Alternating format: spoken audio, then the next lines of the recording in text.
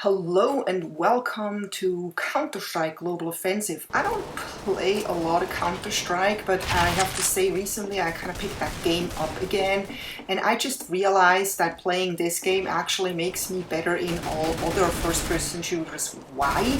Because this game is super hard in my opinion, because the only way really to down enemies is with headshots.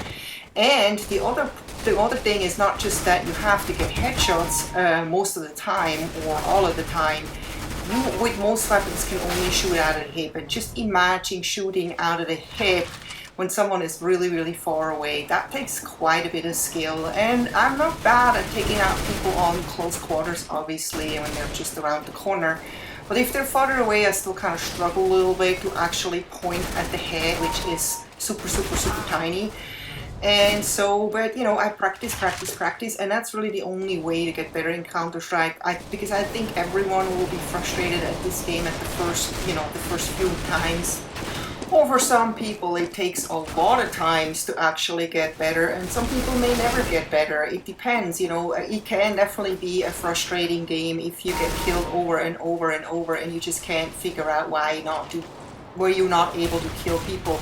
I've really had cases where I was testing shooting someone in the chest that was standing right in front of me, and I literally emptied a whole magazine and the guy wasn't even flinching. He waited until I was done and then he took me out, and I was like, aha. So forget about chest shots, they do not work. If they work in other games and you are very successful, you have to literally refocus, rewire your brain and play a totally different here. And basically always kind of focus on where you have your crosshair. And I don't always have my crosshair at the right height, but I'm still training, I'm still teaching myself, to kind of really pull up my crosshair more and more often, because as you can see here, I just got a nice double. If I had my crosshair lower, I would probably not have gotten either of them or any of them. But what I wanted to talk about this time is actually the weapon cases, the weapon crates that you get now and then. And when you win, you always get something, but I usually don't win. I'm usually like, if I do well, I'm like maybe 4th place or something. And once in a while they give you a weapon case, and it's very tempting to open it up and see what's in there for most people. And I have basically ignored everything that I have. If I've gotten a free gun, I kind of was like, oh, thanks a lot, added it to my loadout, but I totally ignore the weapon cases.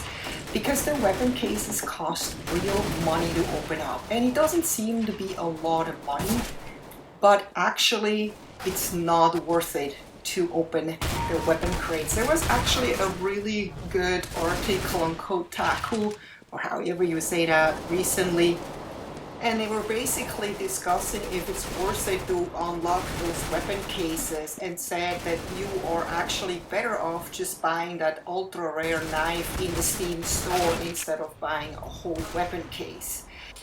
There was actually a YouTuber who made a video which shows off how much money you can potentially spend trying to randomly acquire one of the elite weapon rewards in the game.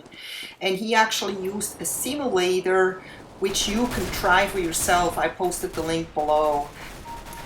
Using the simulator, he shows that he was able to spend more than $300 real money for a version of AK-47 that tops out at about $232 on the Steam community market.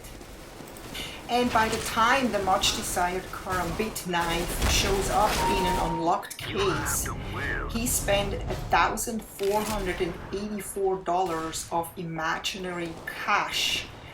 And that's more than 3 times the current top price for that knife, which is $400.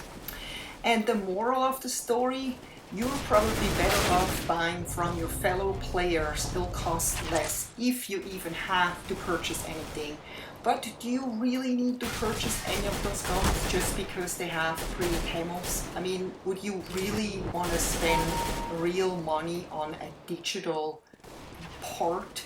I mean, you already spend money for this game. Why would you want to spend more money for a camo when all other FPS games actually, give you a camo for free or give you a camo for fake cash that you earned while just playing the game. So for me, I don't mind camos. I think they're fun to have, but I would never ever spend real money for a colorful knife or a knife that looks different, while I can just use a knife that looks like a kitchen knife and get the job done as well. So if it's about getting the job done, you really don't need any fancy camo, fancy knives, fancy anything. At the end, all it really is bragging rights, it's showing off. And I know for some people this is super important. They love to show off their fancy knives. I love watching those videos where you see people play and they run around swinging their colorful knives in front of them every time. And so to me it's like, well, it's everyone their own, but if you are one of them that has maybe realized that they spend too much money, don't do it. Don't even bother with the cases. That's just a very, very smart marketing strategy, and Steam wants you to fall for it because that's how they make their money. But some people fall for stuff like that and some people don't, and some people learn it the hard way. They've spent a ton of money and then they're like, oh, and maybe you can sell the stuff that you bought and wasted your money on, but you'll never recover that money ever.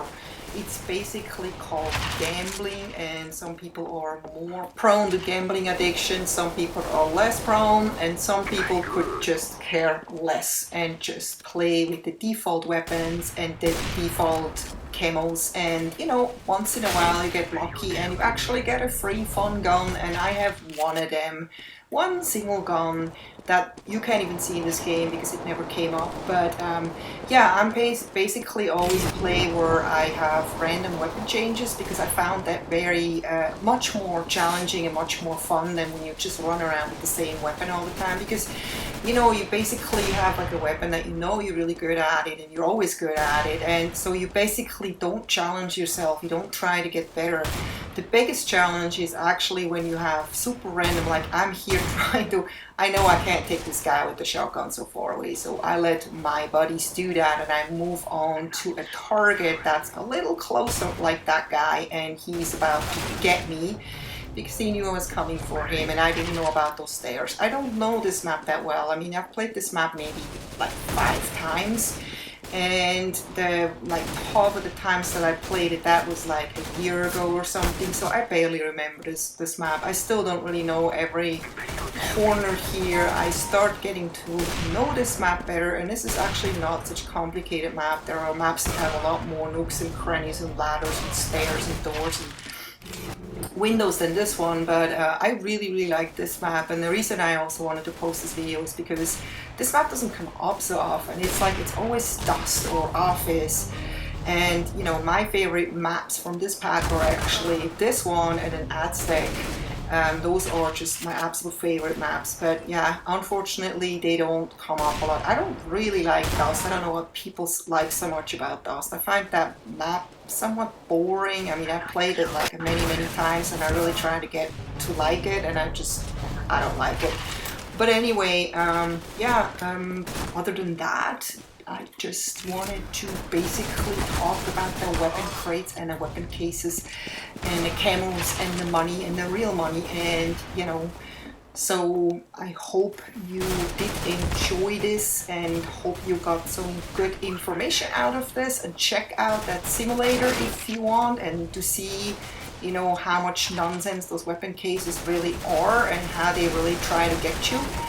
And if you don't mind, leave me a comment and let me know about your experience in buying stuff on CSGO or not. I hope you enjoyed this, and I hope to see you next time. Take care. Bye bye.